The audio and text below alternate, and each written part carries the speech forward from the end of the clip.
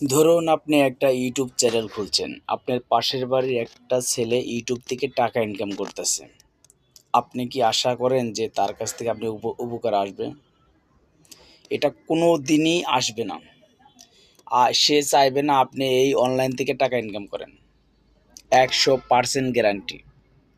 কথাটা খাতায় লিখে রাখেন।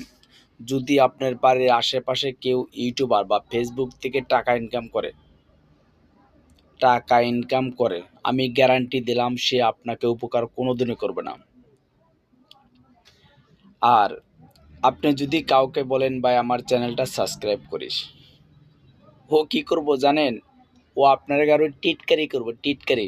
ওই যে একটা ভিডিও শুট নিতেছেন, ওই যে টিকটকার এইটা বলে আপনাকে সম্বন্ধ করব। এটাই বর্তমান পরিস্থিতি। যারা বর্তমান অনলাইন থেকে টাকা ইনকাম করতেছে তারা কোনোদিনও আপনার ভালো চাইবে না। এটা আমি ১০০% গ্যারান্টি।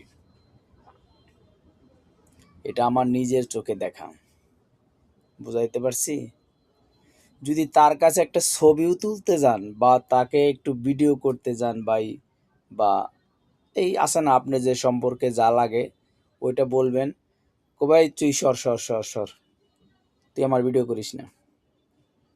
এই কথাটা 100% বলবে। আসলে পরে মনে করেন কেউ দাগকে কেউ উঠাইতে পারে না। এটা মানুষের ভালোবাসা। যদি মনে করেন যে আমি উপরে উঠে গেছি গে, মানে যারা বর্তমান অনলাইন থেকে টাকা ইনকাম করতেছে অনেকেই ভাবে যে আমি আমার যোগ্যতায় উপরে উঠছি। না, এটা মানুষের ভালোবাসা দিছে বিধায় সে উপর দিয়ে উঠতে পারছে। এটাই বাস্তব, এটাই সত্য। কথাগুলো একটু মিলিয়ে দেখবেন। অনেকে আশা করে ইউটিউব চ্যানেল খুলে, ফেসবুক পেজ খুলে বা ফেসবুক আইডি মনিটাইজেশন করার জন্য অনেক চেষ্টা করতেছে, কিন্তু পারতাছে না। ভাই, অনেক চেষ্টা করতে হবে। অন্যের ধারা আপনার এখানে সুযোগ নাই। আপনার সুযোগ আপনাকে করে নিতে হবে। এটাই বাস্তব।